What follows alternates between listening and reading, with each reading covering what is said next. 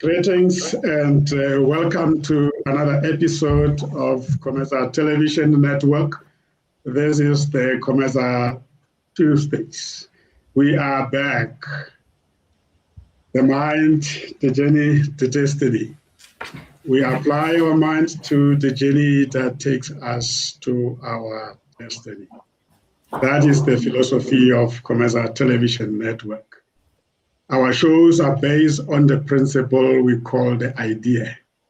We inform and entertain, we develop and educate, we empower and support, we associate and network. That's the idea. Welcome to the COMETSA Tuesdays. This evening we are dedicating the show to authorship and readership development. Tonight's show is part of our monthly live show series. Every second Tuesday of the month, 1800 to 1900 hours 30 South Africa Standard Time or Central Africa Time, we talk about authorship and readership. We have a lineup of authors here that are going to be engaging with us on this important topic.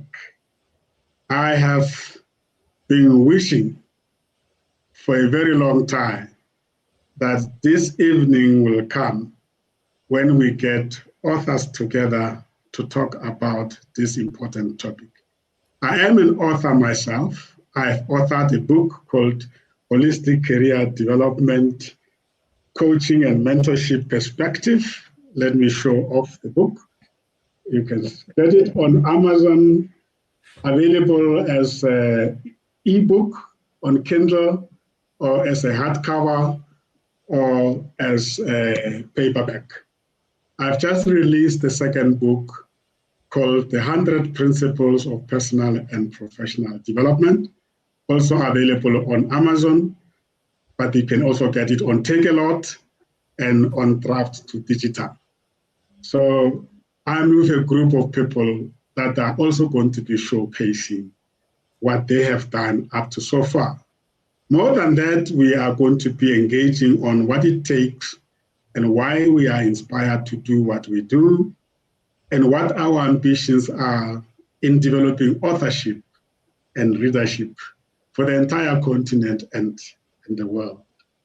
Let me, at this point, slowly introduce to you the guests. And in no any other order, I am with Dr. Mvusi Songela. I am with also Dr. Irina Kamara, and I'm with Precious Banda, and I'm with Kelebogile Monchusi. Those are the authors that are joining us this evening. We are really looking forward to be inspired by what they have to say. Let me also remind you that COMETSA Friends and Supporters Club, NPO, my membership portal has gone live. Those of you who are current members, all what you need to do, go to cometsa-goc.com. Right at the bottom, you will find a login icon. Click on there, put your email address, and if you forgot your password, just press on forgot password, and the system will allow you to reset your sign-in credentials. If you are not a member and you want to become a member, there is an icon there, apply for membership. We'd love to welcome you into this ecosystem and be part of our mastermind group. Ladies and gentlemen, the time has come. Mvusi, I'm gonna pick on you. Firstly, just let the people know who you are before you go to authorship, because we are not authors by birth. We are human beings with history behind us. Who is Dr. Mvusi Songela? In 1 minute. I was named Nomvuselelo by my grandmother, and I got to know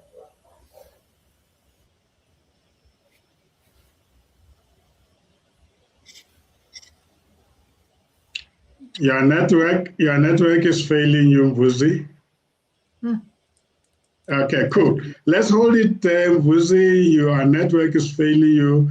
Let's go to Irene. Irene, you can take it from there.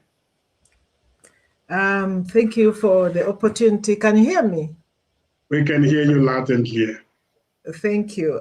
Thank you for this opportunity, and I'm so proud to be among authors. Should I? Yeah, hold it there. Mvusi will come back to you because you were frozen a bit. So Irene is proceeding in the meantime. Oh, okay. I'm Irene, Dr. Irene Kamara. Kamara is my married name, and my maiden name is Buchirwa. And a lot of you may ask, where is it from? I originate from Uganda, but I'm a South African. I was born there and I moved here. I've been here for 44 years. So I'm a South African and proudly South African. So my professional background is I'm a chemist and an educator. My PhD is in chemistry, and I have a PhD in education. I've worked across different sectors, academia and industry. So I've worked as a lecturer at University of Free State, supervising master's, PhDs, a researcher, honeybush tea. My work has been in natural products as a scientist. I've worked for SASO as a fuel scientist, making diesel for common rail engines. And I've worked for VETS as an academic advisor. That's so interesting. Then I've worked as a programs manager for Saso Inzal Foundation, promoting education, STEM education. In those days, it used to be called previously disadvantaged universities. So I've worked across the board.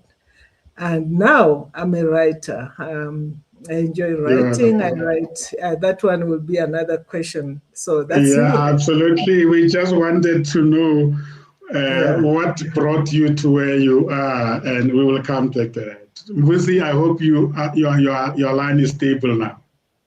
Yeah, so is it my line? Yes. You are loud and clear now. I think we can actually hear you. Thank you very much, Prasem, and thank you very much for inviting us for this session. My name is Nomvuselelo Songelwa, and I was born in Zilitwa, Kuqumbu, the Eastern Cape of South Africa.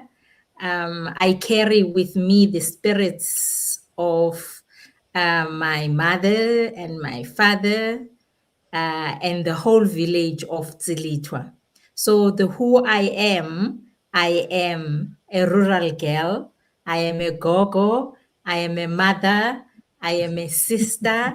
And I am a daughter. I'm an elder as well. Thank you very much. Beautiful. So many titles. I'm sure that goes with the responsibilities as well. Kelebogile, over to you. Who are you?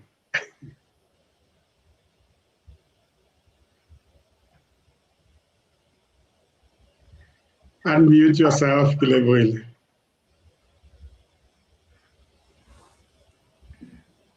I am Kgaogelo Lentswana.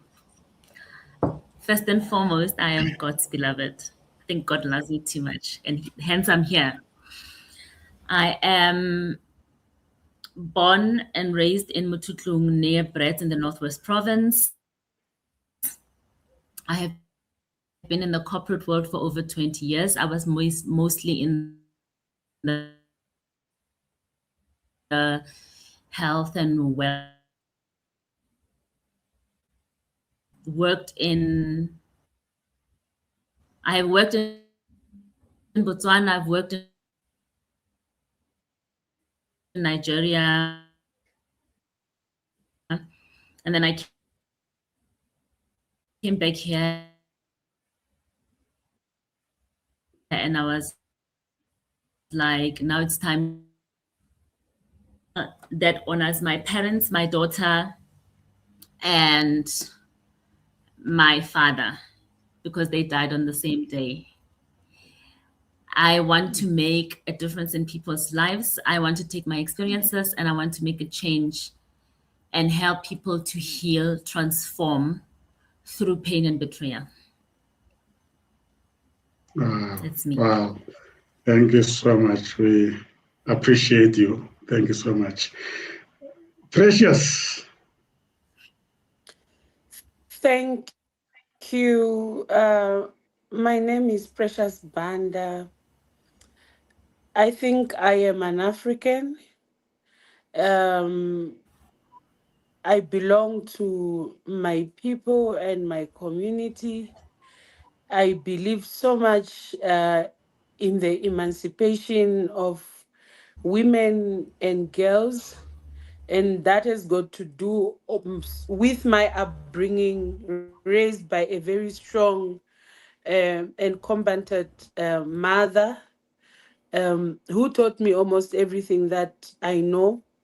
And also, I do believe in the unity of Black people coming together to change the fate of Africa. Hence, I do a lot of work in Africa and also as part of the movement that a continental movement that I lead as a president called the Young Women of Africa. I am an accountant. I hold a bachelor's of accounting sciences in financial accounting.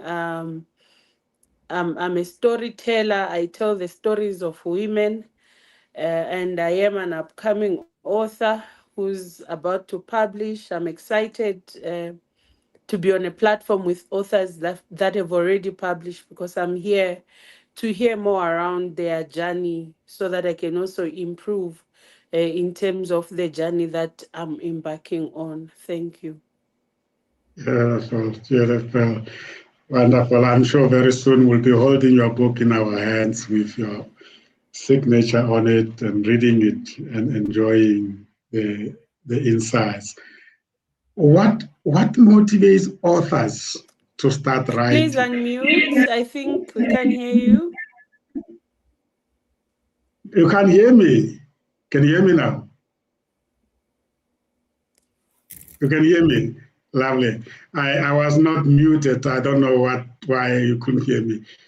The question is, what motivates authors to start writing?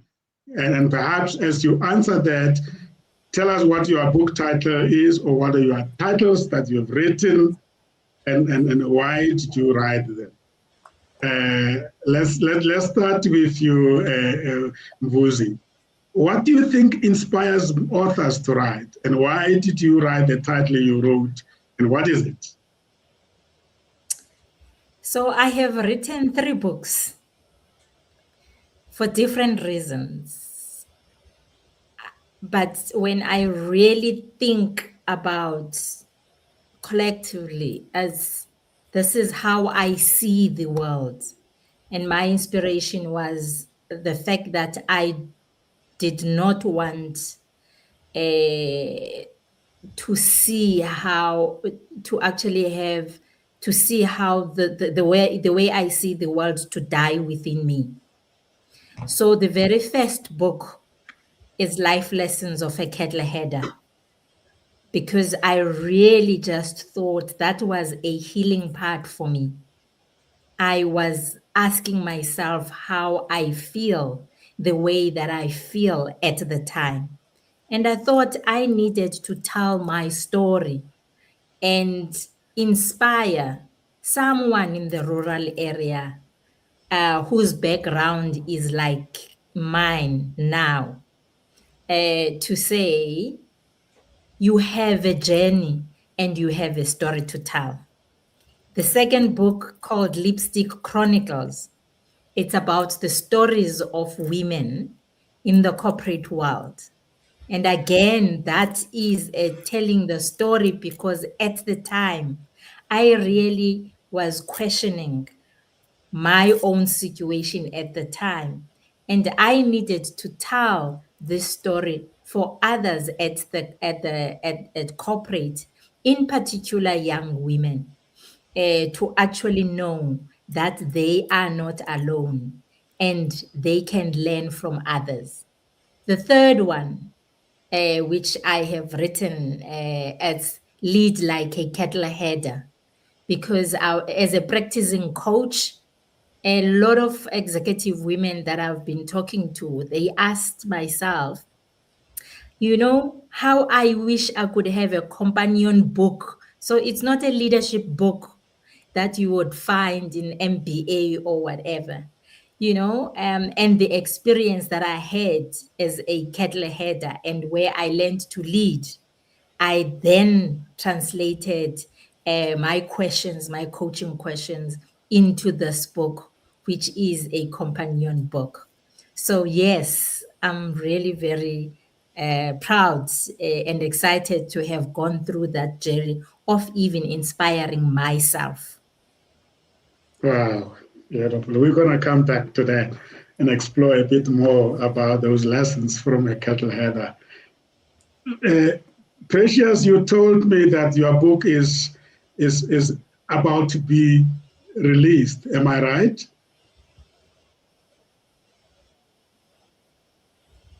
Precious? Network.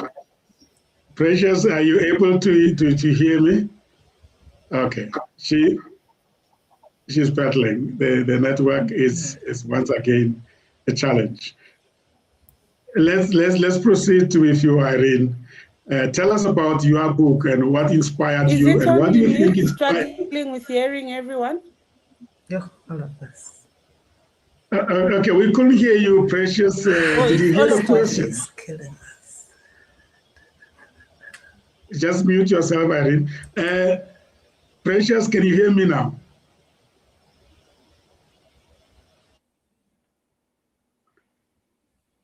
Okay, I think everybody else seems to be battling with the network. Kelebogile, let's come to you. Tell us about your book.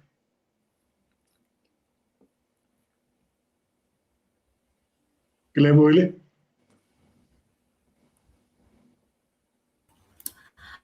My book, The Day Heaven Called Little Light. This is a memoir that I wrote after an incident that happened in my life. On November the 9th, 2015, went with my sister home, and we found that my mom, my dad, and my daughter were actually murdered. Or they were dead, if I can put it that way, or they had passed on. But they were murdered. And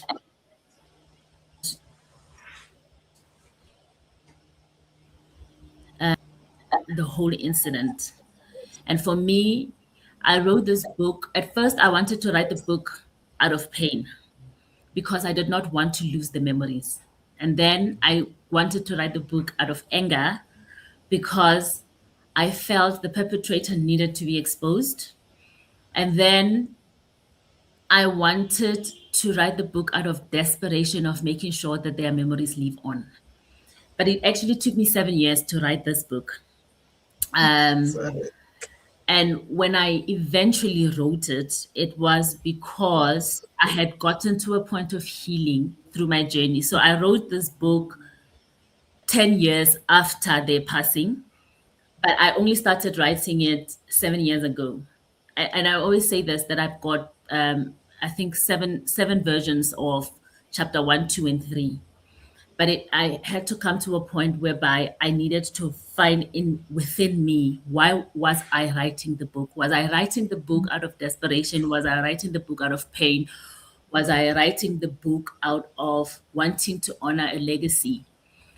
And eventually it dawned on me, I need to write the book to help others who have gone through the pain and help them to potentially survive the incident. Because at the end of the day, I always say it is a book about what has happened for those that knew me, my parents, and my daughter, because it was my mom, my dad, and my daughter that were murdered on the same day.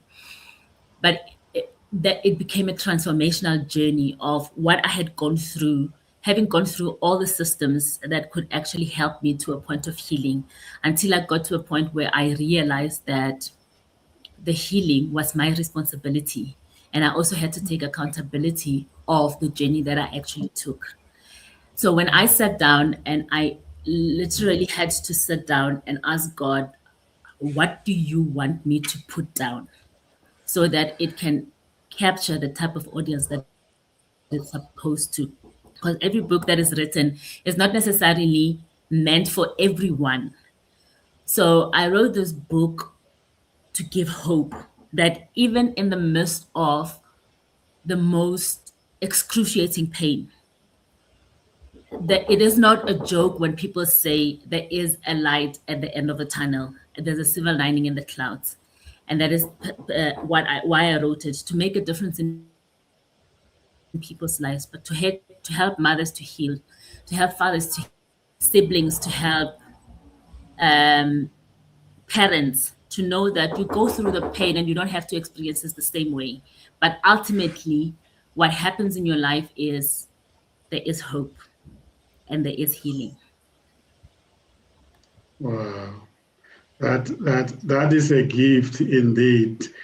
I hope those who are in those dire situations can get a hold of your book and really read it, and in the process be healed. We'll explore it a bit more. I'm very interested in how the journey of writing the book has been impacting on you from the beginning to the end. Did you see yourself experiencing a change in yourself? Was it a good change? At what point did the pain stop? Think about that, and when we come back, we'd like to explore that more, because my own experience is that sometimes you don't even know that you need a healing. As you write the book, you actually get healed. And then you wonder, oh my goodness, I wasn't even aware that I needed this process to heal myself from whatever I wasn't even aware of. So we'll come back to that. And that answers that topic, why authors write, why people write, Irene. Why did you decide to write? And what is the title that you wrote? Thank you again. Thank you again.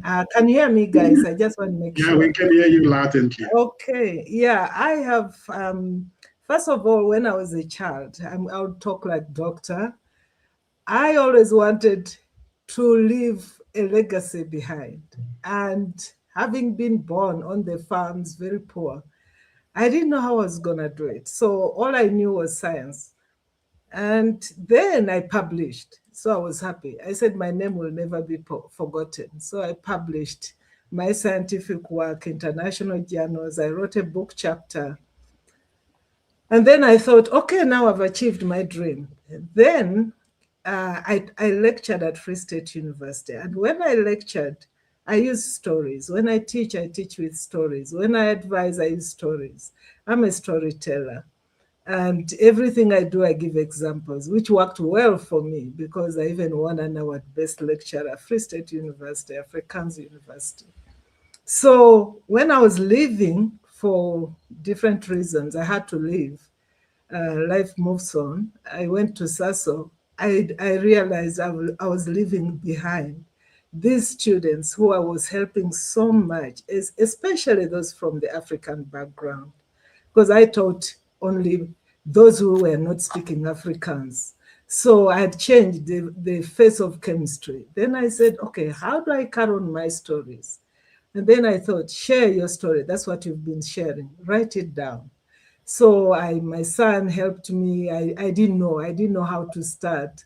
And then my son told me, listen, Mom, just write. My firstborn, he's the editor of this book, Corridors of Dreams and Hope, an African girl's lifelong battle for freedom. And then we wrote. It took us a while. That time I was at SASO. I stopped a bit. I didn't know, like Kelebogile said, it takes time. But I knew I had to write it. Then it was published. And the story in this book is my journey, personal journey, from a child from the farms. We were 17 siblings. My father had 2 wives. My mother had 11 children. My parents never went to school. So how I got to where I am now is because of education. So I'm passionate about education. And in my book, this one, I capture my journey of education being the prominent, the key to my life. My mother told me, education will change your life. That's the last sentence in my book. So cutting it short, it's on Amazon, by the way, and it's also in paperback. I have copies as well for those who are interested. You can touch me on LinkedIn and then send me an email. Then this book has also been approved in the Department of Education, Gauteng province. So schools, it's there in some libraries, but schools are also, they can order directly and then they get those copies. It's good for African literature. It empowers the African child, especially girl or boy. Yeah, but with my theory, I've raised 4 children. They all have 4 degrees, 5 degrees. They're on billboards in America. So I believe my story works. So, and then when I left SASO, I went to VETS. I started being an academic advisor. I saw the gaps in this education. And when I forgot, we started a school when we first came here. It's still there in Tabanchu, again in education. So I'm passionate about education and I'm doing something. So I'm inspired by challenges. They didn't allow our children to study in white schools, so we started a school. I realized I had a gap I'm leaving behind with the students, so I wrote a book. And now when I was at WITS, I realized a lot of career guidance is an issue. So I've written a whole 8 books. If you add on Confusion to Clarity, I'm now, one is out, it's on draft to digital. That one is From Confusion to Clarity. I'm an educator, so the 3 questions, how you can get yourself clear at any stage of your life, whether it's education, whether it's your life yourself. That one is a new book. And then now I'm busy, I'm a self-publisher now. I'm publishing 10 books and 8 books in career guidance from childhood. Mothers, we force our children to study things they don't want. How can you nurture both? So it's a long story, but it's all stages of career transitions for children, for those who are at school, for the dropouts. We forget those kids. They don't know where to start. Then the other one is for the university. Transition at university is very, very difficult for those who know. So then there's the one for the real world of work. How many people are unemployed? Where do they go? And then the other one is people who have been working and they are going into entrepreneurship. I've failed miserably many times, and I decided, okay, share your story and teach other people. And then the last one was inspired by retirement. I was told, it's okay, you helped us, time to go. And then I cried until I got home. And then I asked myself, how many people are going through the pain I'm going through? So I decided to write, and it inspired the whole series. And then entrepreneur skills. So those are my books which are already written. The covers are designed. Now I'm in the publishing process, but I also have other life story. I'm a writer. When the world narrows, what do you do? That's a book. So am I right to say that you have decided to follow the professional route of writing, in other ways, professional development, or probably personal and professional development is your focus? Yes. And academic. Yes. I've extended my academic knowledge into writing.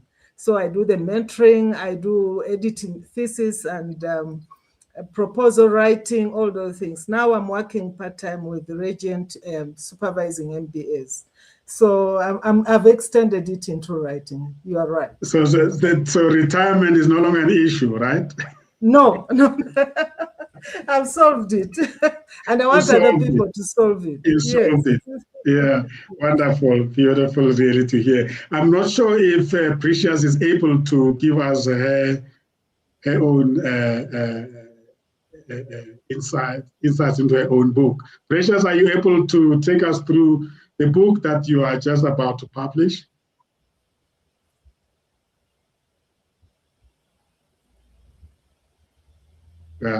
What I'm hearing from you, are you there, Precious? Yes, I'm with you. Yeah. Are you able to take us through your book that you are? So my story is an award-winning Eskia Mpahlele Creative Writers Awards that was actually mostly contested by both students, alumni, and also Are you able to show your face, Precious? I know the network is a challenge, but it'll be wonderful when you are talking that we can see you and you can switch off once you're done, if you don't mind. My camera is on. Are you able to see me? No, we're not able to see you.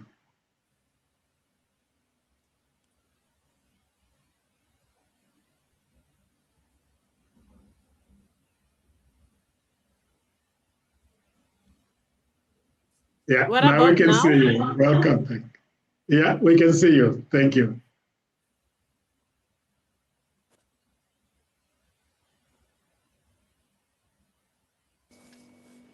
Yes, I was saying my story is an award-winning story under the Eskia Mpahlele Creative Writing Awards that I actually won in 2012 as a student then at the University of South Africa, because they've got the annual Eskia Mpahlele lectures that they do, and building up to that, they would advertise that we should enter the right.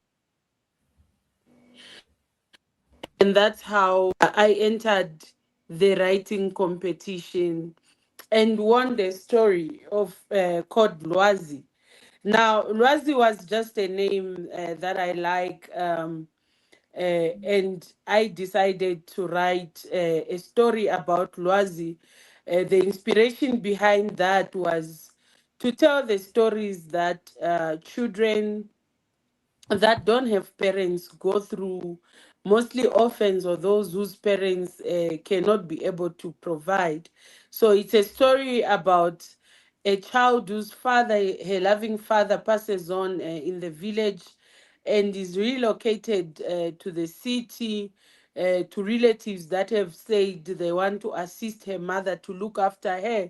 But when they are in the city, a lot happens, including mistreatment and also betrayal of the dreams and the promises. And Lwazi begins to navigate life by trying sex work, by trying domestic work, and all these kind of things that happen when people migrate to cities. So it showcases or tells the stories, the hustling stories of Johannesburg. In the stories from below, of those that have now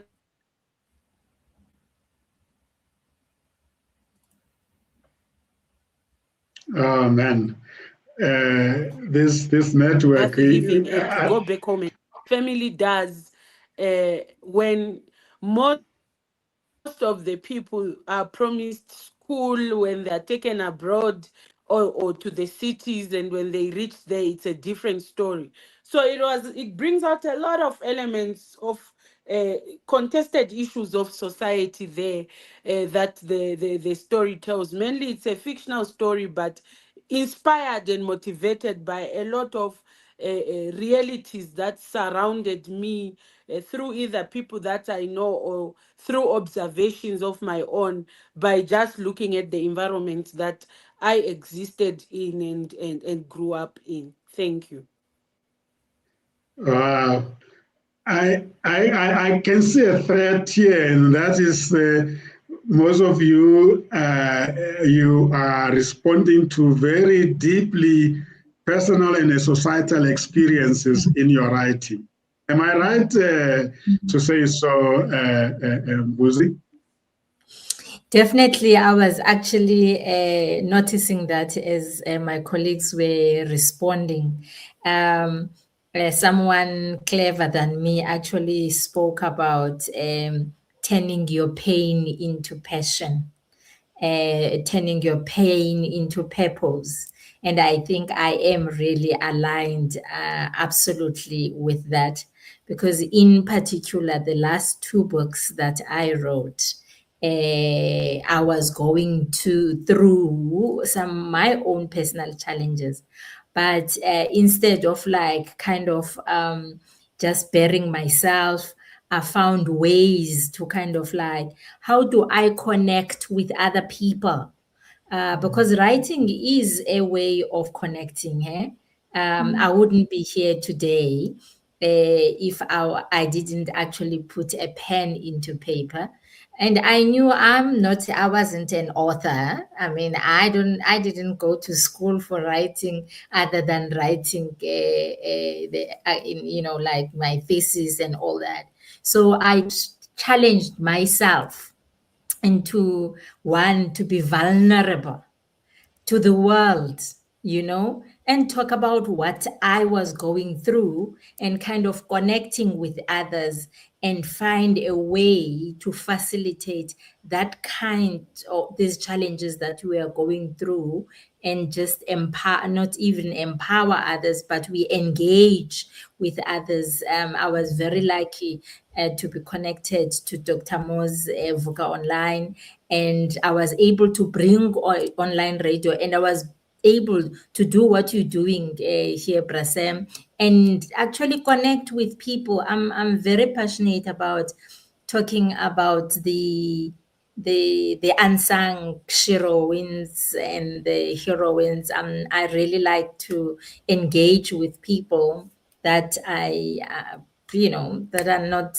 recognized, maybe in some way or the other, but because I really believe that each and every one of us has a story to tell. And if you can inspire just by one person, you don't have to inspire the world, and you kind of like connect, you get so fulfilled. For me, I think that trend is really coming in. I think what will come will be inspired by the stages that we go through as life, to leave a legacy, and hopefully that will be written on our tombstones. Wow. I like the point you raised about allowing yourself being vulnerable, because it's a very scary thing to decide to write, especially writing about your own story. I mean, if we come to Kelebogile again, I mean, how beautiful it is that you take such a painful story, make yourself vulnerable, write about it with the aim of helping others who might be going through that, or we may go through that. But what I want to come back to you again is to hear you share with us the deeper meaning that this writing gave to you, and what evolution or transformation of healing you went through, and how will you advise others to emulate you, Kelebogile? Just unmute.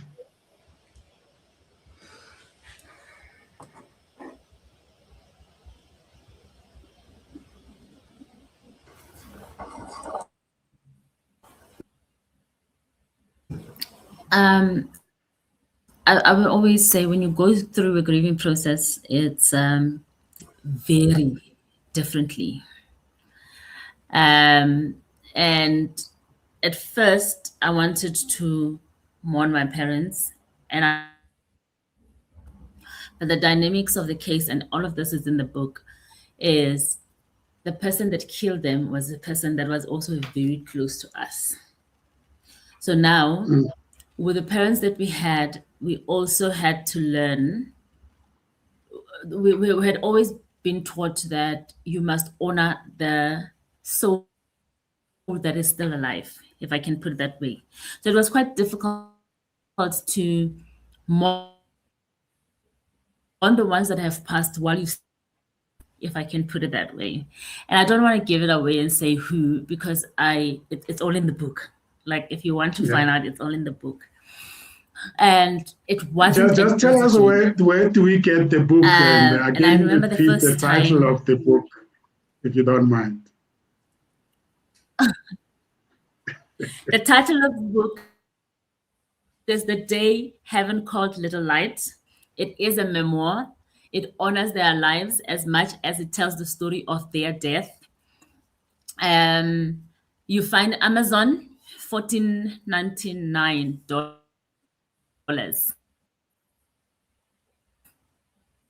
on Amazon.com, and make an order for you. You can contact me on 076-695-53635, which is +27 76-695-3635, and order your book. So the ebook copy is on Amazon.com, and the actual hard copy you order through me. It wasn't easy because when it comes to grief, you have to go through all stages. You have to do there's 5 stages of grieving. I think what was significant for me is I work for a company that has got a very good employee assistance program. About 2-3 weeks after the whole incident, I made the call because I thought I needed to talk to somebody. And the significant part was when that counselor or psychologist said to me, "You are not ready. We are not going to make you sit down and talk to somebody when you are not ready. You are still in the shock. You're still, in the shocked phase of your grieving process. You are still shocked. You can't even from anyone that will help you to get through this because you haven't reached the stage like taking stock of what is happening around you. You are on the cloud. It's like having an outer body. You're still having an outer body experience. Basically, that is exactly what was saying to me. You're still having an outer body experience. There's nothing that's going to happen in the 3D world that is going to make you understand what you're going through. And that I did not, I could take at the time. So getting from that stage of denial, because not only am I looking at these people that I did, I'm also looking at what could have happened to my daughter. I'm also looking at, there are so many stories around what could have happened. But the reality of my situation was I did not know, or we did not know what had happened.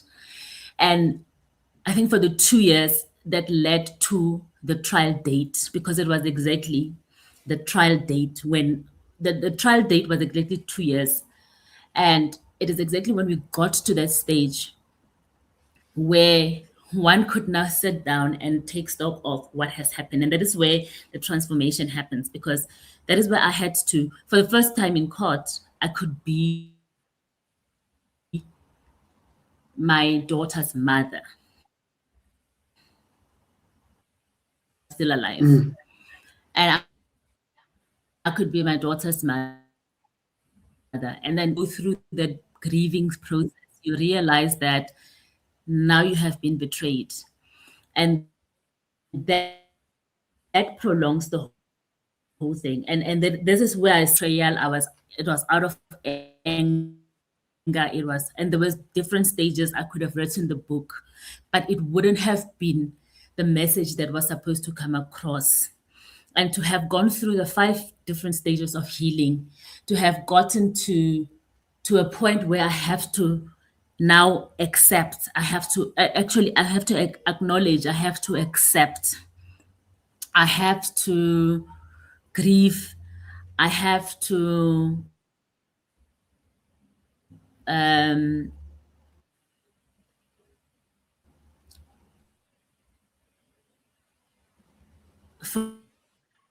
forgive. as they happened in my life, they led me to a place of gratitude. And it's only when you get to a point of gratitude that you actually realize that you have healed and you are actually ready to take the whole experience of what you have gone through and give it out to the people. And that is when I say, that is where God says, now that you have reached a stage that I want you to be, I can send you out there.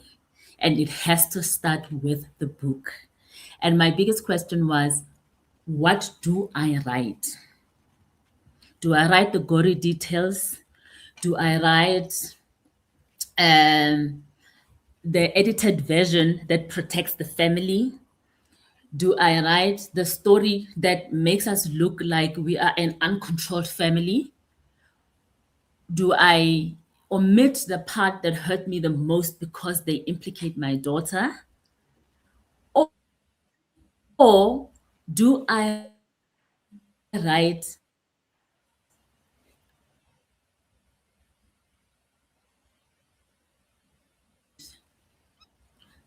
the truth and let the truth find those that need it? Write the truth of your process, write the truth of what has happened, write the truth of how it felt. Because it's different. It was different for me to grieve for my mom and my dad when you look at me grieving for my daughter. Wow.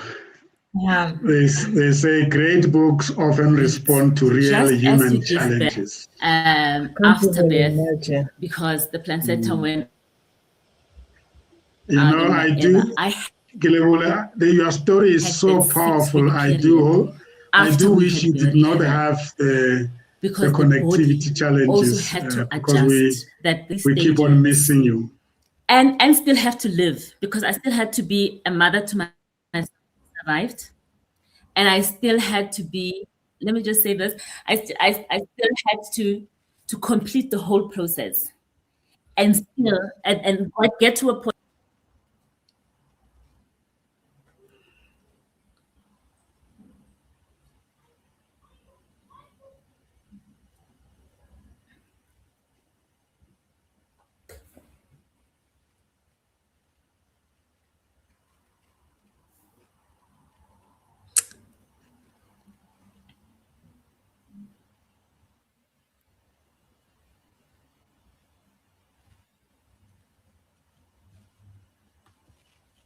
Okay, great. I wanted to allow that moment to pass through as we digest what Kelebogile is sharing with us, but I do believe that this story needs to be told more, and the only way for it to be told in detail is for the people to get hold of the book. Wonderful. Yeah. What a great insights. I was saying that they say great books respond to real human challenges. And I think this answers the questions I raised earlier on to say what makes authors to write. The follow-up questions to that, and I'm directing this to you, Dr. Kgaogelo and Dr. Kamara. Do you think, now that you've written a couple of titles, are you writing a series, or are these all standalone books, or what are they becoming? Or is it I know that I would like to believe that I write personal and professional development series, and that's how I package my author page on Amazon. I keep on offloading titles onto that series.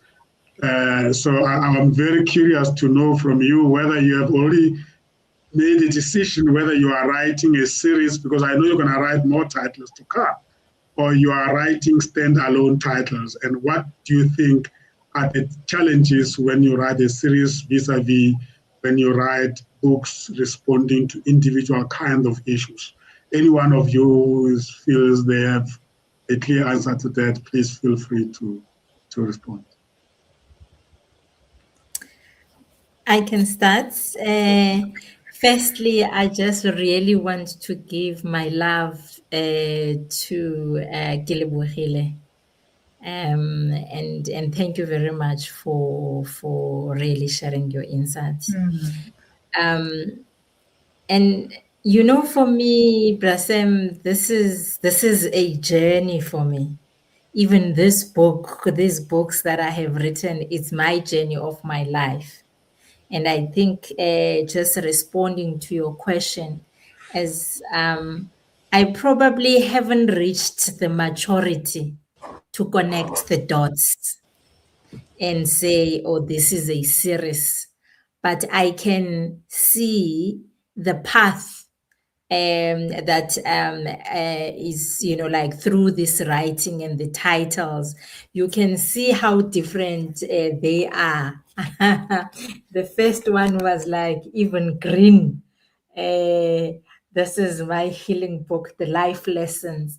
And in fact, you were the person during COVID who actually inspired me to say, listen, the kettle header issue is something that you have to actually take through. And I honored that later. And but because when I say it's a journey, it's like from that journey I recovered through this book of Lipstick Chronicles to kind of like say to myself, now that you are going through the journey of healing and you have this pain, how do I tell the story? It's not about me. It's about really also just finding out whatever pain I was going through at that time, whether it was a global phenomenon, which I actually found out. You will all know the issues that women, especially executive women, go through in corporate. And sometimes we wear lipsticks and we drive big cars and we have material things. And a lot of people hide behind the makeup because this is what the world want to see. But we never had a space to kind of like share and you know, like have these safe spaces for us to share exactly what we are going through, because the world is expecting our families, as the society, that people talk about strong women. I'm not aligned with that, because we are human beings as usual. And what happens here in the Lipstick Chronicles, we had a variety of people from different industry who had this executive position, who are sharing their own knowledge of being in the corporate world, but also they offer the tools. And I see this one as an extension of part of the coaching. And I think for me, throughout, what helped me most was to have, I learned this term in the last week, of this third space. You know, we have home, we have life, and there's a third space where you can get inspired. So I found people who assisted me to find this purpose, and it was through transformation coaching. And that really allowed me to actually find my own purpose of who I want to be. So I, just to respond to your question, I'm not seeing my writing at this point in time as a series, but it is a journey of recovery. In fact, somebody else said to me, the next book should be around recovery.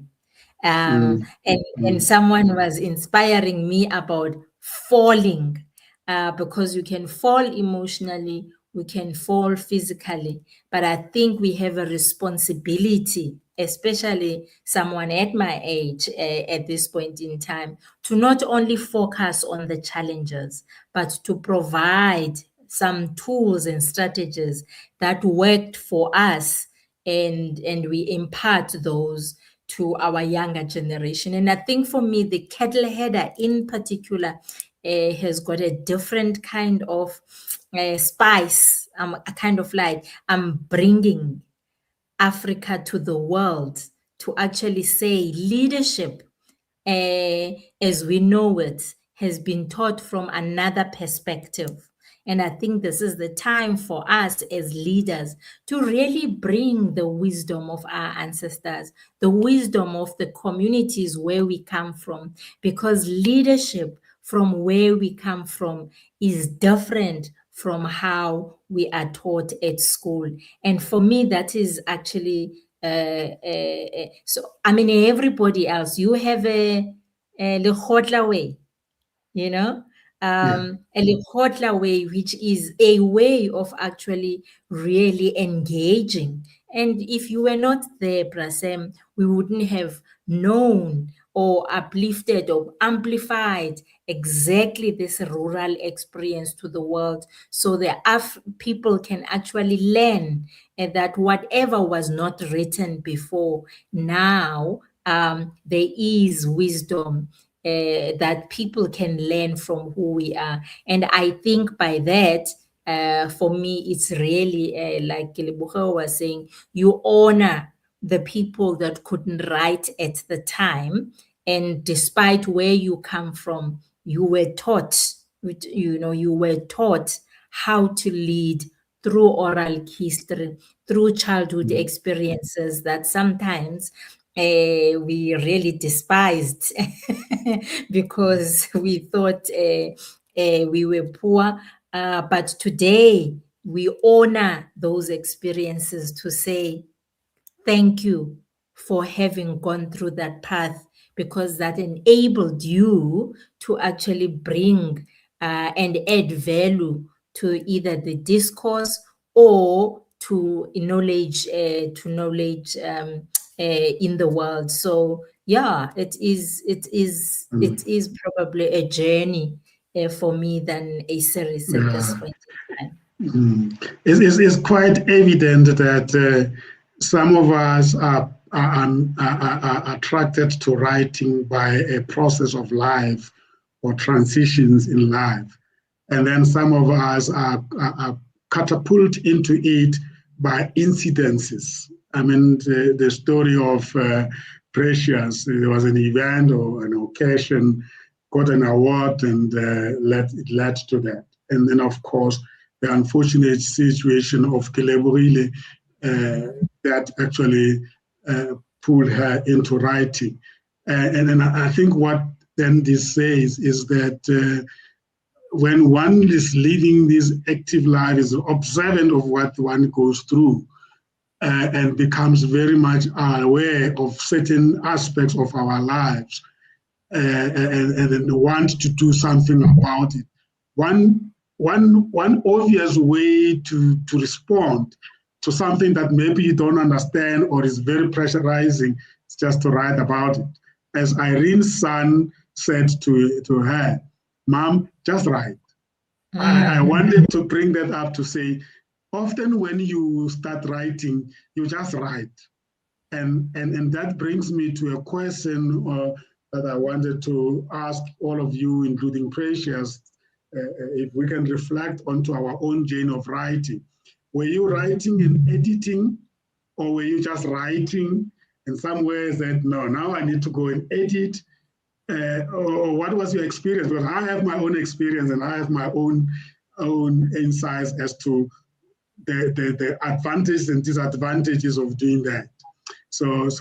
But before we do that, as you're thinking about it and wanting to share with us, let me take some of the comments that are coming through here. I see Ndadera Mutla here saying, is one of our members and one of the regular guests at this show. Is saying, I'm very much inspired by the thought-provoking information from the books, and with the information from my life experiences, feel compelled to write a book. Thank you, Prasem, for the excellent show. Ndadera Mutla, I think you've got to start. This is the moment. Thanks to the panel here that they have challenged you. And I see our other friend, Vivi, responded to Ndadera Mutla's, I don't know whether it's a consideration, but she's saying your life story is worth sharing. Go ahead and write your book. So Kelebogile, Buzi and Precious and Irene, I think you are winning many people over here. And that's what we want, because a lot of people sit back and judge themselves, say, Yeah. I'm not ready, I'm not the one to run. I think that anyone, as you said, Mbuzi, everyone's story can change someone's life. Precious, any comment, and you, Kelebogile, to these remarks from our viewers? Thank I you very think much. I'm being felt. Okay, you can go. I'll come after you, Kil.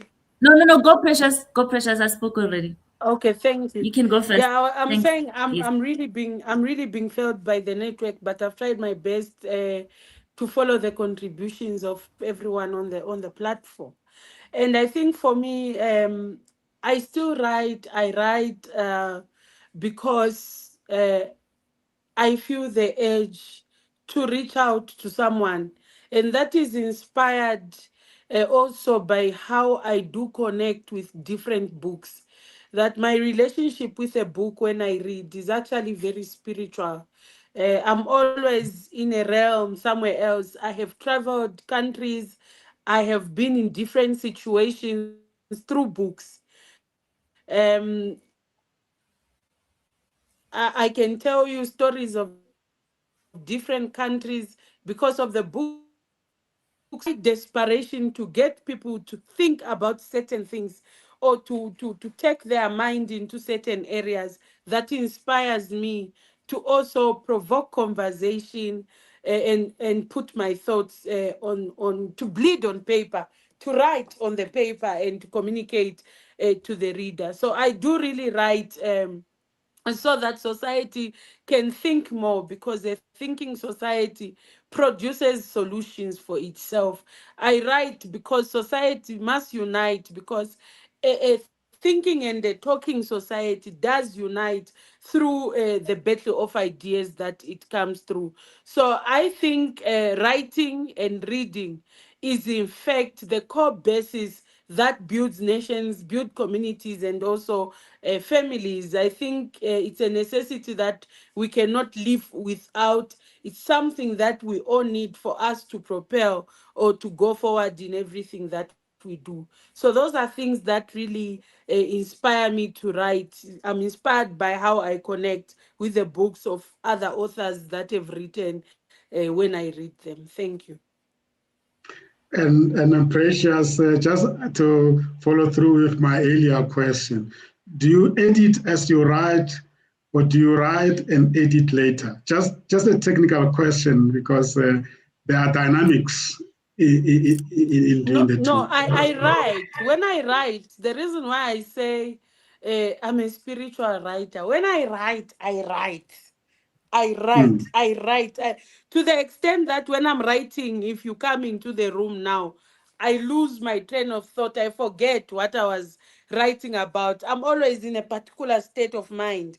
I write.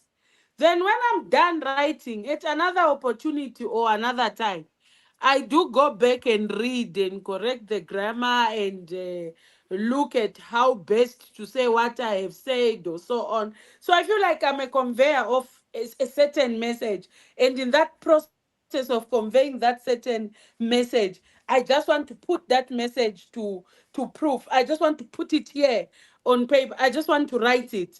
So the editing comes after. Wow, beautiful. Mbuzi, let's go. Kelebogile, have you been editing yourself, or you went throughout and then came back and edit? And what has the experience been? I am a perfectionist, so I write and edit, and then I go back 3 days later and I read it, and it doesn't sound right because I'm not in the mood I was when I initially wrote it, and that is why I say, for the 7 years that I tried to write the book, I think I've got 7 uh, versions of chapter 1, 2, and 3. So I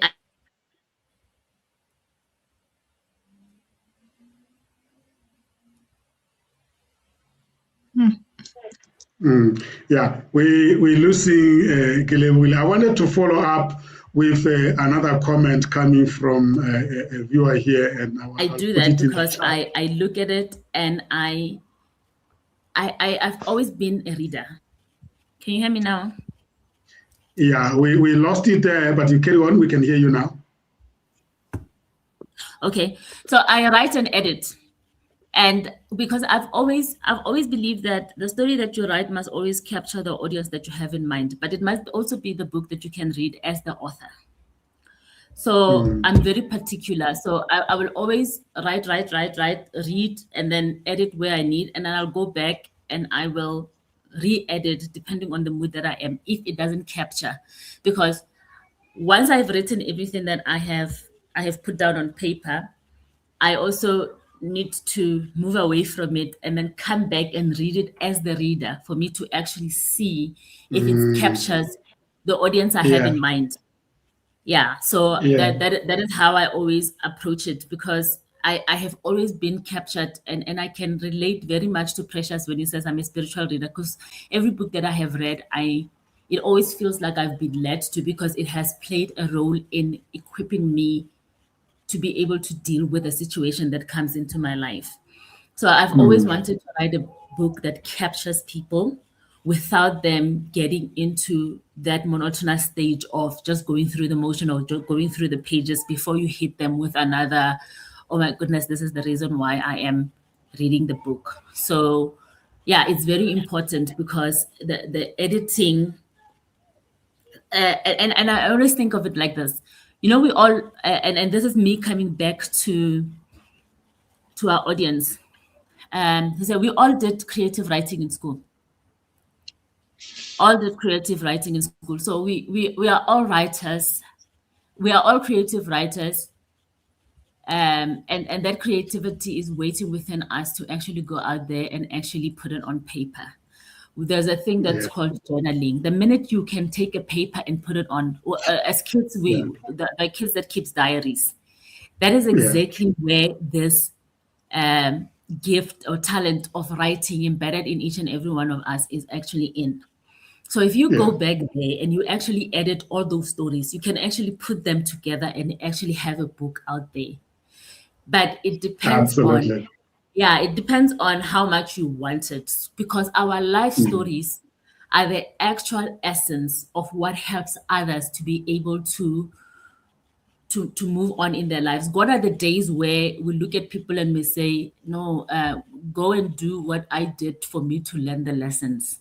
Nobody has to go through what I've gone through if I can put it on paper and actually prepare them for what is going on, so that their life can take just a different turn, a more positive turn. And that is how, as authors, we actually contribute to making a difference in people's lives. That's why we write these authentic stories.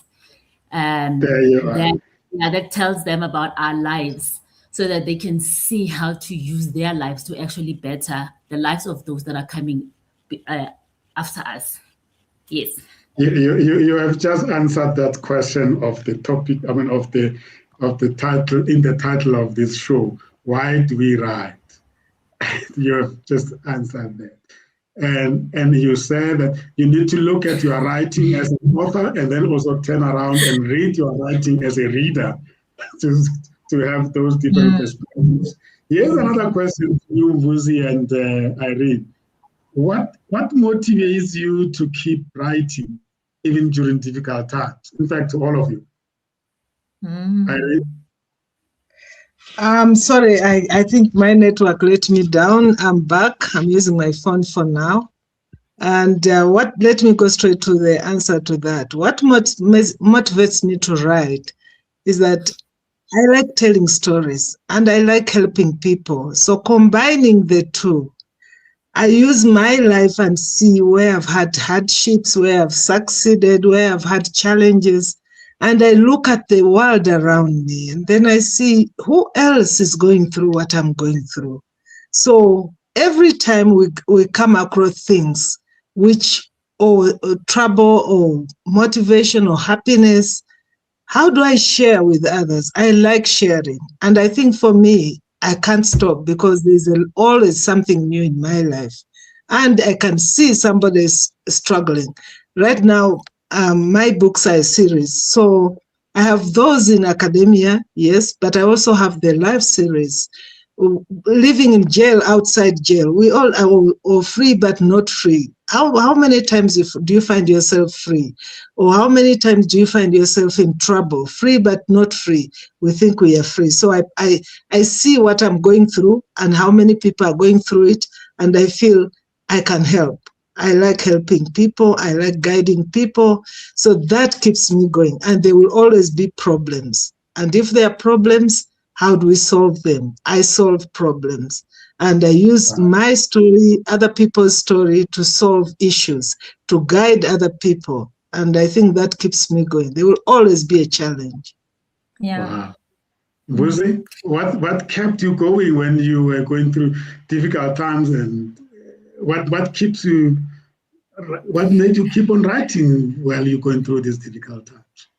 I think for me, it's self-coaching.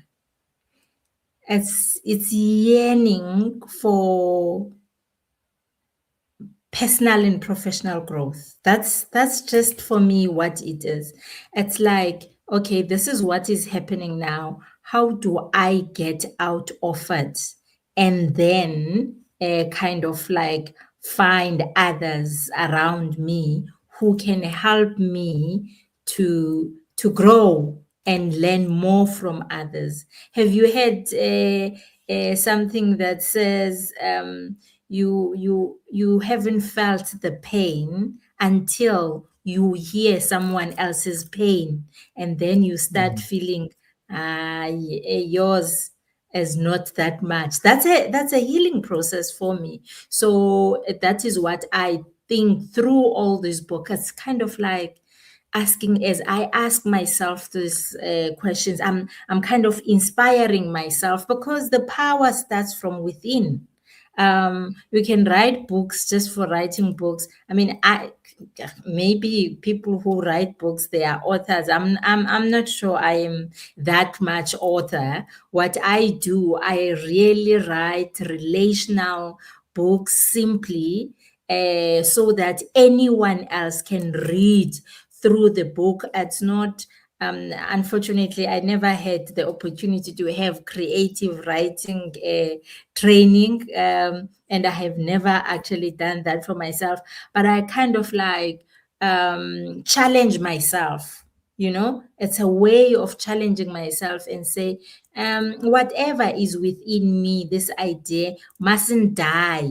Can I put it down? And I really get excited about those people whom resonate with some of the work that you are doing, and you kind of like feel, wow, this was worth doing. And then you kind of like, you are growing personally. So it's an emotional investment, hoping to inspire yourself.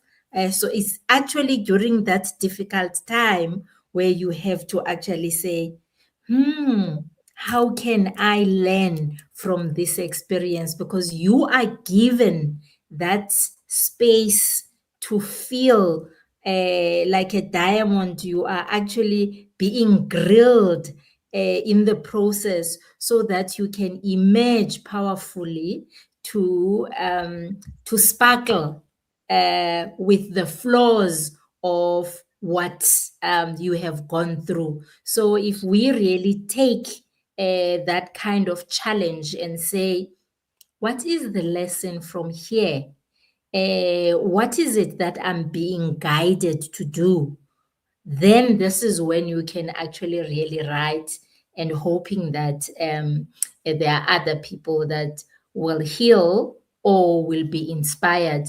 Like Babu Ramotlala, just being here, I am adding and echoing this word, Babu Ramotla. We want your story, because not every story is the same, and you are robbing us as the community, as your family, as your household, the wisdom. You are robbing us you, and we want it out. So I want to challenge you for that. and that you don't self-silence you. The systems have silenced us enough. This is the time right now. His puzzle is missing. Absolutely. Here's another remark. The way, and then I'm trying to, let's look on the other side of the coin. And this remark here, I think, help us do that. The way your books inspire readers and encourage deeper thinking is truly remarkable. Every page seems filled with knowledge, experience, and purpose. I'm not sure whether he's responding to a particular book, but I think it brings up the readership side. I mean, do we as authors preoccupy ourselves with the people we write for? Or do we ever even have readers in mind when we write? Do we write for ourselves, or do we write for both ourselves and readers? Let's talk about that, because I believe that if we just focus on developing ourselves as authors and we're not concerned about the readership level, then I think the equation is not balanced. Any take on that? Precious? I can take it. Yes. So I think it's both. For example,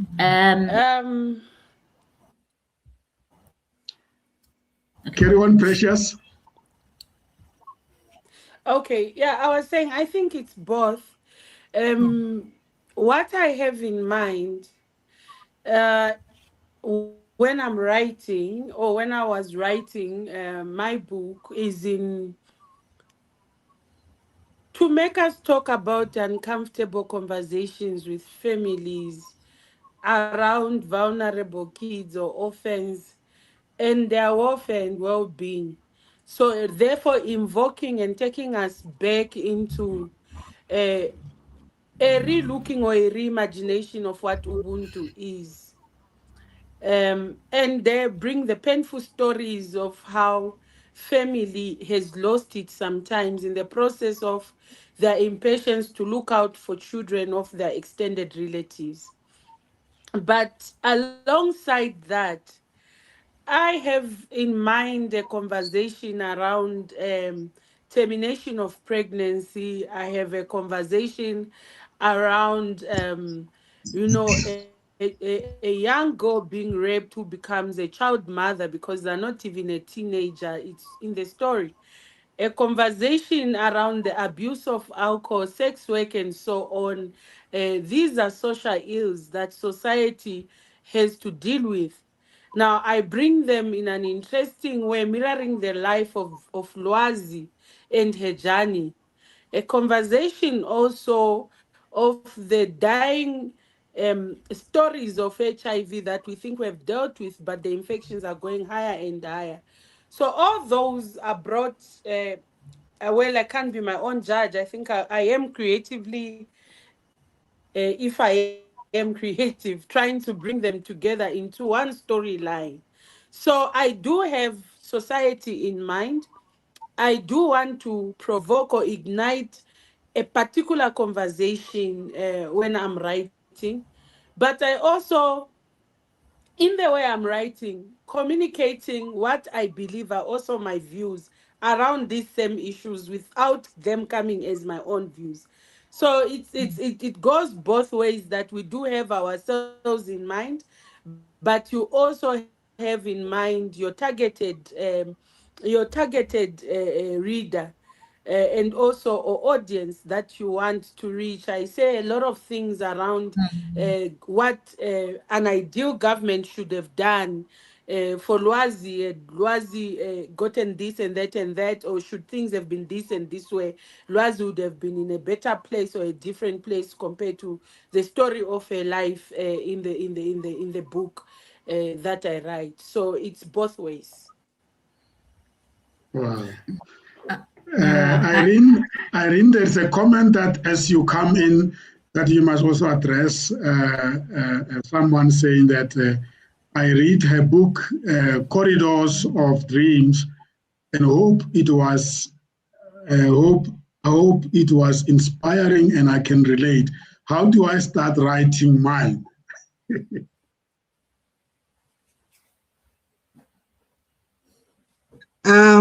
Thank you for the feedback. I'm really humbled. I want about the corridors of dreams and hope. It's about the African child, and a lot of us, we are born in circumstances we don't choose, and I mean even other people, but the African child gets the hit the most. So it's poverty, it's education, but the majority is poverty. So why I wrote that book, Corridors of Dreams and Hope, I felt that how many of these kids need that help. So for the reader, I want them to think, what is it that you feel you want to write your book? What do you want to tell the people? That's the question. If I told you, you can read the sentence, that one sentence of the title of my book can tell you, Corridors of Dreams and Hope, an African girl's lifelong battle for freedom. So what message do you want to put out there? What is that message? People, like I've listened to fellow authors, the others are expressing the pain from grief and all those things.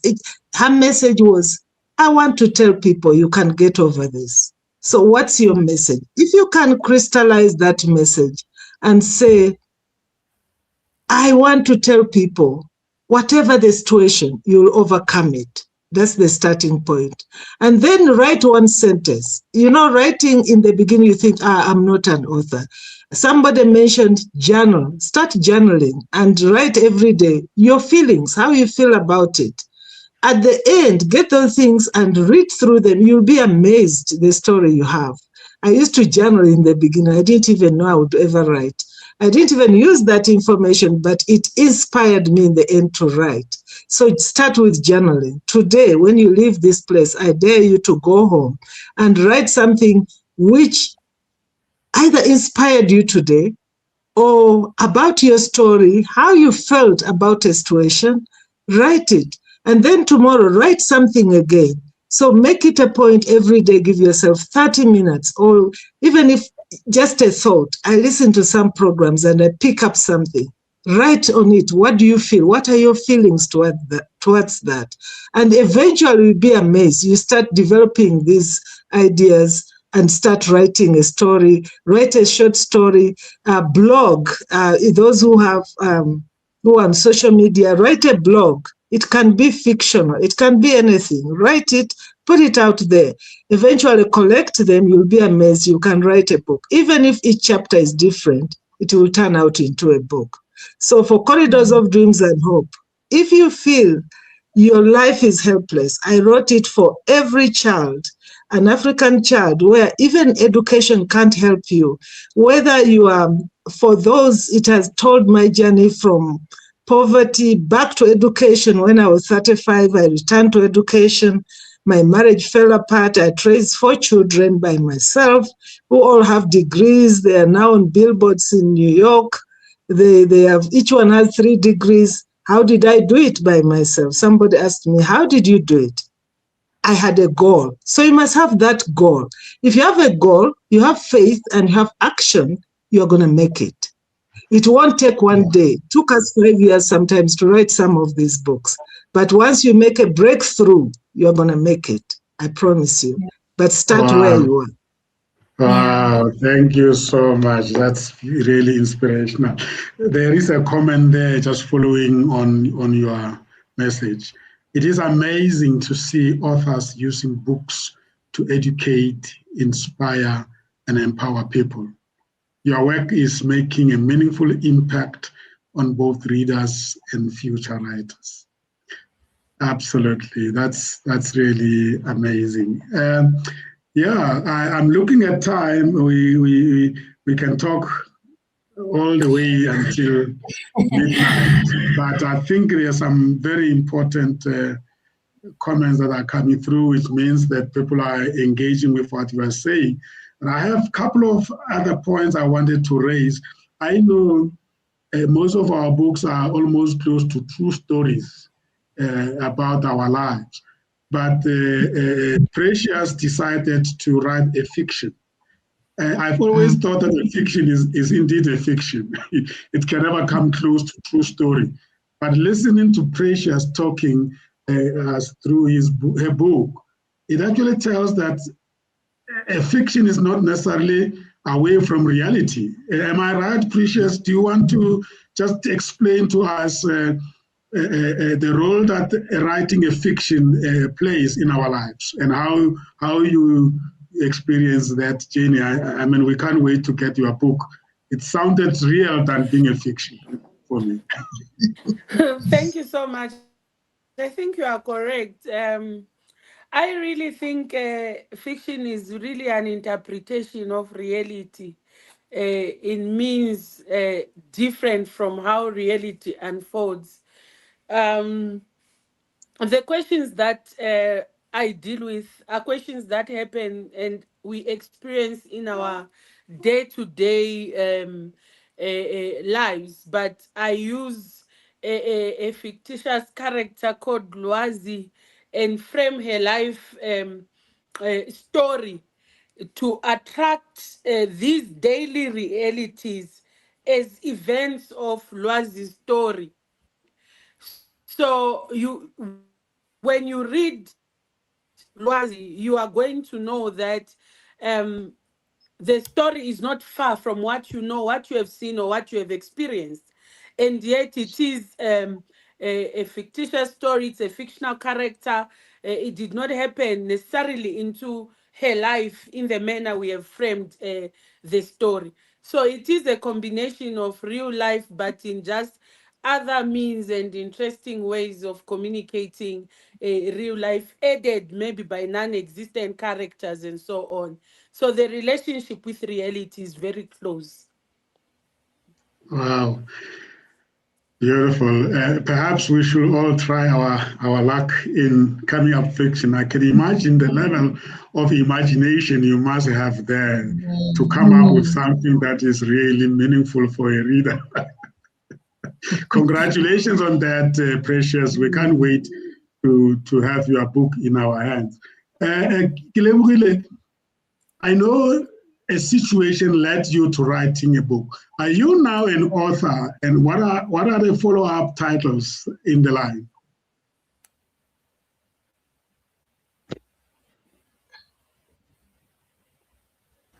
I have always been a reader, and I have had an interest in writing.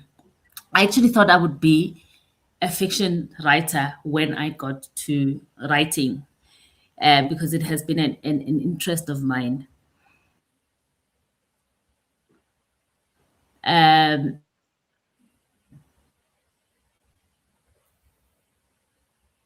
Son who was 2 years, 1 month old, was the sole survivor in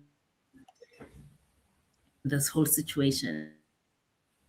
So I've already started writing, and that would be the went through unimaginable things. And that is a story of a mother who had to mourn the one that they lost and still have to take care of the one that was, the one that survived, if I can put it that way. So growing up, I would have loved to be a fiction story writer. And now I'm on a give hope, amplify faith, reality type of stories, but then it in a way that, and my writing style in a way that tells a story, because I'm a storyteller. When I sit and when I speak, I want people to actually relate, and the very same analogy that I used when I'm speaking to people, I also want to put on paper. So yes, there will be a follow-up. It is the book that comes after The Day Heaven Called Little Light is Raising the One That Survived. And I've traveled around countries, and I used to, when I was in Botswana, I used to think with everything that I went in Botswana, I actually need to write Botswana, the South African version. And then when I went to Nigeria, I thought I must write, Nigeria, the South African version. And here I am writing about an actual story that happened in my life. But I think they will always be related to things that have happened to me. But I will always find a context to make them relatable to everyday life so that people can take away from them. And I can share insights into how I conquered, because I did. I conquered. I did not survive. I conquered, and I became the best version of myself from every experience that I have actually gone through in life. And that is why in my transformation phase, I always get to a point of, the last point on my transformation phase will always be gratitude. Because if I had not gone through it, who should? So I'm grateful for every experience that I have gone through, and to put it on paper is a blessing and a bliss. Because when I read this one book, I thought, oh my goodness, I am that creative. Hence, I'm saying to the readers, go back to the days with creative writing, and you will find that there's a writer in every single one of us, and our life experiences are to each other. Thank you so much for that assurance. I was getting concerned that we're going to lose you to authorship. I thought perhaps you would be just one-time author. I'm glad that you are committed to follow through, because I'm sure this is the talent that was just awakened by your circumstances. But now that we know of I have no intentions of being a one-hit wonder. I have no intentions of being a one-hit wonder. We are glad. We are glad. Thank you so much for that. As we round up the show, I want you to just check out, by reflecting on this conversation, what are you taking away from this conversation as authors? What gift do you think we as authors are giving to the readers? And how do we connect with our readers? I'm really passionate about being concerned about the readers. I mean, us as authors, we are also readers, right? I mean, we don't just only write books, we do read books as well. So readership for me is more important than we can imagine. So as you check out as well, just respond to this last question from us. Where can the viewers, the audiences and readers connect with you and obtain your book or engage you further in conversations? And of course, I won't ask you how much is your book. I think they can find out once you tell them where to find the book. No amount of money can pay for the investment you made in bringing up your story, because your story is lifelong. It's for this generation and generations to come. For that matter, anybody who complains about the book being expensive, then they really haven't understood the role and the purpose of books in the society, especially in this continent. So thank you so much for your time. And as we check out, let's start with any one of you checking out and reflecting on those sentiments that I've just shared with you.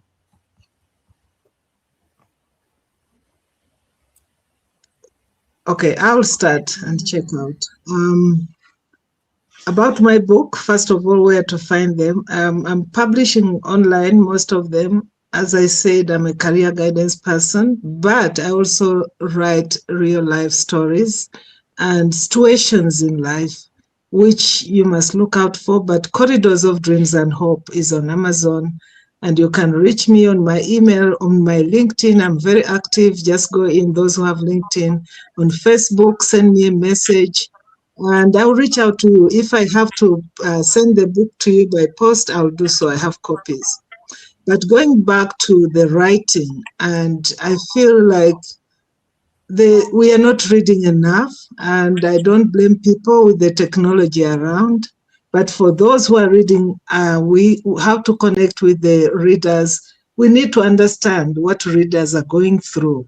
Like, who said that you read your book? Yes, I do read my books. And when you read your book, you ask yourself, what message am I telling this person? What am I trying to communicate? So our books, I think all readers, they go through them and they realize, am I communicating with my audience? So we need to know the challenges the audiences are going through and respond to those. And I think all the readers today, I mean, the writers today are communicating to that. So that is, for me, the readers. If you look at the title of the book, I think the title is very important, and the back cover, because that's where they get the message, and they say, wow, this is what I want to read. If I read a back cover, and they maybe the preface, and it's not communicating to me, I'm not going to buy that book. So for the writers, let's make sure those parts are clear, straightforward, and the person knows. If you want to tell me this is a horse, then it must be a horse, not something else. And then from there, you can connect with your readers. They can go deeper to find out what is inside. So thank you very much. I don't want to finish all the time. I can talk forever. I'm a person who enjoys talking. And you can reach me on LinkedIn. Yeah, you'll find, if you want my number, I'll give it to you, and we can connect. Thank you very much, Dr. Kamara.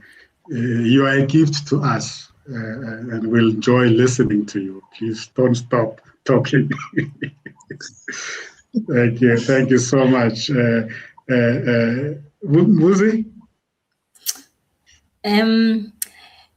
For me, my book is called The Day Heaven Called Little Light. That is the name of my book. You can find the ebook copy on Amazon.com. You can order your hard copy via my website, which is lesediouurlight.co.za. It's on lesediouurlight.co.za. Otherwise, you can contact me on my cell phone number, and I can send a copy through to you. And yes, the story must not only make sense to you as a writer, the story must make sense to the reader. It's very important to know who your target market is. And as mentioned before, it's very important to know what your goal is when you start writing the book, because that is what propels you forward or will get you to finish the book. It will also be, it's very common to get a writer's block. I never knew that thing actually happened. Yes. I even tried to do my usual, because I'm those kind of people who are acting when the deadline is very close. And that did not even work, because when you've got a writer's block and you are not in the right state of mind when you're writing your book, or you get stuck because now you have thought of another idea instead of the one that you were following, it's very natural. The biggest thing for you to do as a writer is to always hold space also for yourself. Know when to pause, know when to stop. And if the stop is longer than you anticipated, the creativity will find you at the right time. So it's very important to also know, to always keep the original version of the book in mind, or the original goal in mind, and not try to finish it because there's a deadline, or because you are chasing something else, or you deviate from the original plan, because then you're going to lose the audience that you are trying to get through to. But very importantly, when you read your book, it must be something that you will also learn from, not just put words on paper because you can form sentences. And that is the most important thing that I learned through my writing journey. One of the biggest things that I get as satisfaction is when people said, oh my goodness, I could not put it down. And now I know that my job has been done. And that is why I kept it short, because it is a personal story. It is a memoir. And I just to hit the spot that it needs to do for a person to actually realize that there is after that unimaginable pain in life.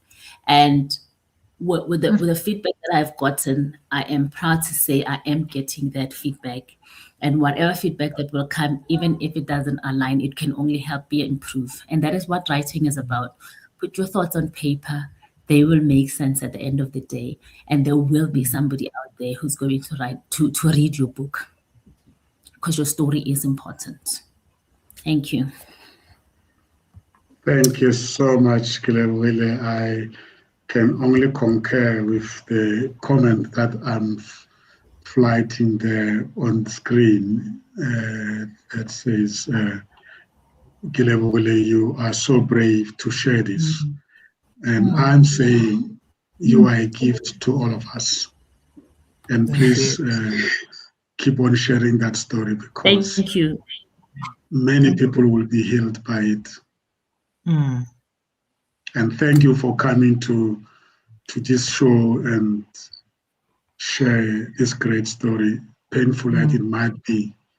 But we are glad to see you forging ahead and spreading the gospel for even those who are still going to experience what you have experienced. Not that we wish it for anybody, but if it happens, it happens. That should Grace not become the looks end like of this. life. Grace looks like this. Beautiful. Beautiful. Wow. Thank you. Thank you so much. Lucy, your checkout? Yes, for me, Brasem, I think before I write the book, I think about the message, and then I always have a subtitle of the message for the reader. For instance, the very first book, the subheading is "Your background doesn't determine your destiny." And as I go through, people go through each chapter, there are reflection questions for people to start writing their own thoughts, hoping that there's a book that they are writing. And I think that is what I have done. I can't say it's a memo, it's actually picking some chapters, some stages of my life. And through that, this is what I do. The second book that talks about Lipstick Chronicles, it just says the warfare of inclusion, because then you kind of like know what you are going to be reading there. Then the third one, the subtitle also, is about the ancient wisdom for modern leadership. So yes, I concur with the other colleagues to say, it's the book you write it for yourself and for others as part of that. But I'm also available on LinkedIn. I'm active on Facebook. Lipstick Chronicles is my business profile, and on TikTok you will kind of see. I was told by my young marketers, listen, open up a TikTok, mama. Not everybody else is going to read this book, but people get attracted through various forms as well as the young ones. I have a dream, Basem, as much as now I'm into leadership, whatever, I kind of like think about how our books could be translated into not even films or short films. I was inspired by a rural community that read my book, and then they actually staged a drama that was like about 20 minutes drama for a community, and they translated what it was into leadership, telling the leaders in the rural communities that they do not have to be like they are. They must actually go back to their, and it was such amazing that they came up with a script. And I think this is one of the things that probably next time you can empower ourselves as the writers through the other people's insights of how the people can translate their work, in particular with this technology. I'm taking away from this session that, again, we have a responsibility as leaders. We have to impart whatever story.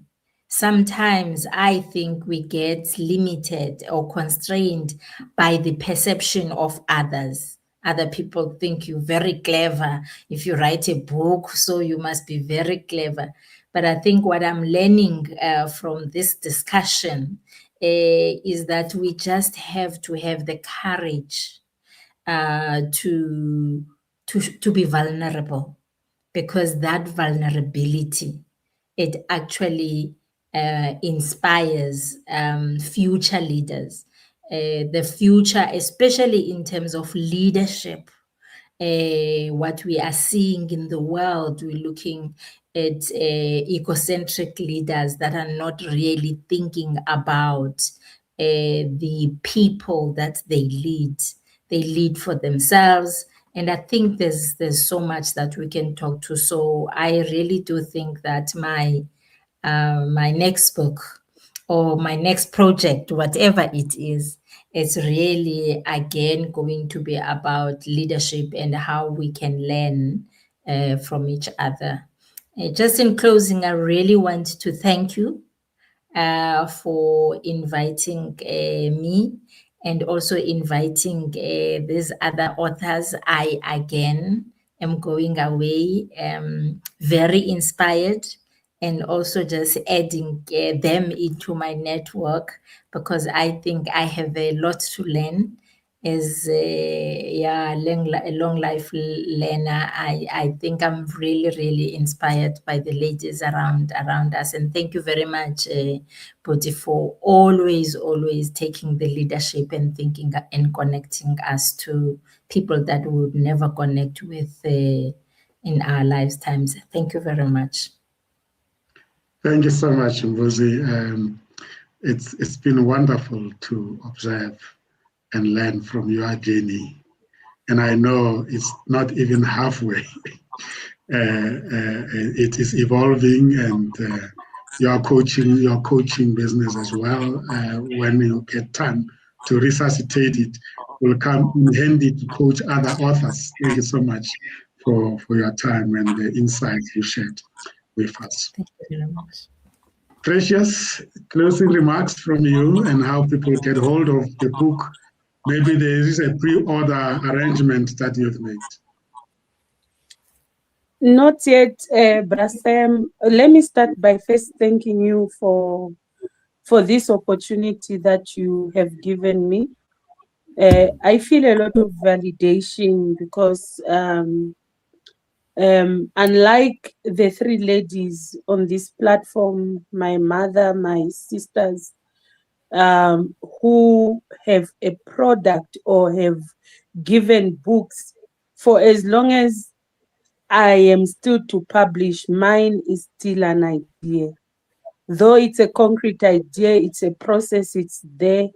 But I come humbly on the platform to also learn, and I did learn a lot because they are all the three of them living my dream. So I came here to learn.